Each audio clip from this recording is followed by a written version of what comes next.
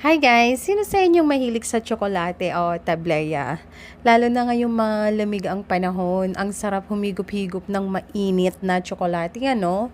So ayan guys, may mga cacao beans kami ditong naipon. Harvest ko to last week ng May. So medyo mainit pa noon, so nakapagpatuyo ako ng mga cacao beans. So ngayon, ang ginagawa ng nanay ko is binabalatan siya. Then after that, ipapagiling siya. So iuwi niya pa yan sa probinsya para ipagiling kasi wala dito. Wala kaming alam dito na pagilingan yan. So, ayan yung pag-process. Nakadalawang kilo kami ng tableya. So, madami-dami na itong, cacao beans. So, madami-dami na itong tableya. Pang champurado at pang